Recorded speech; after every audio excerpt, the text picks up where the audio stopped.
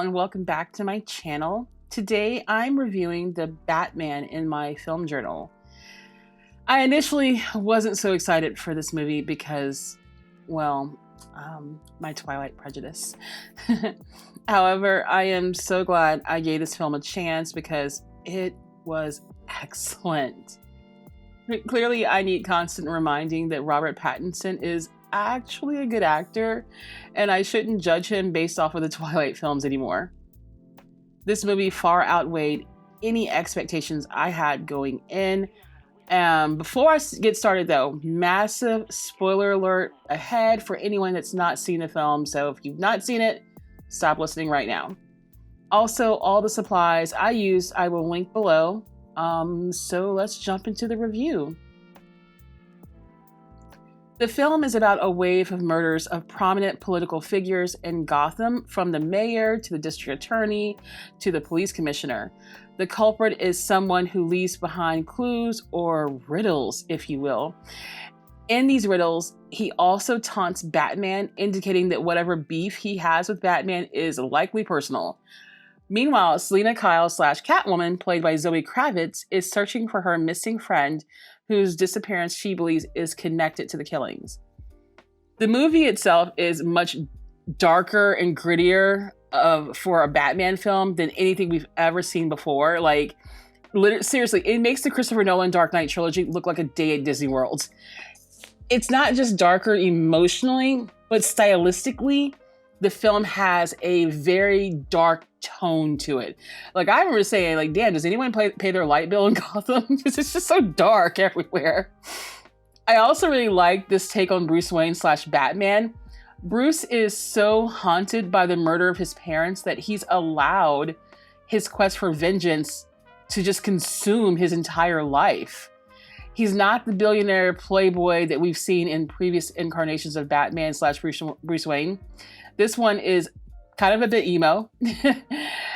He makes it clear to Alfred, who, by the way, is played by Andy Serkis, and I loved him as a less posh Alfred. He was just amazing.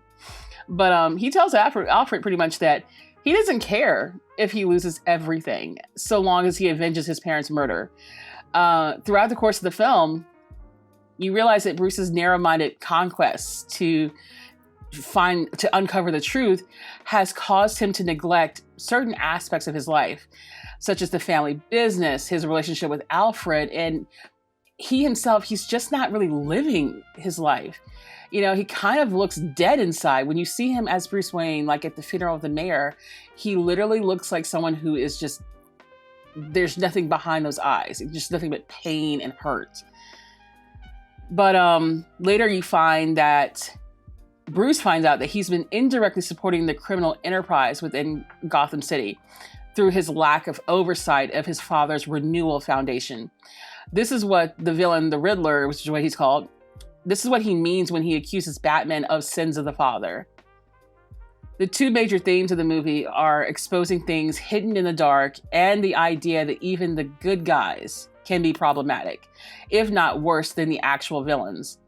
Riddler is exposing the hidden villains of Gotham, you know, the people that everyone thought were upstanding citizens, but turn out to be under the thumb of Carmine Falcone. Criminals of Gotham are honest about who they are. You know, Falcone and Penguin are mobsters, but people like the mayor pretend to be a good guy when their hands are just as dirty as Falcone's. While the Riddler is far from being a good guy himself, I mean, God, he's out here killing people. He's definitely not a good guy. He thinks he's doing Gotham a service by exposing the darkness. Also, can we talk about the Riddler for just a second? Paul Dano, who played the Riddler, was pretty frightening as the character. Even though you don't really see the Riddler on screen a whole lot, it's more or less his actions, you know, that made it so scary. I just don't like the character arc they went on by making this such a personal vendetta for him.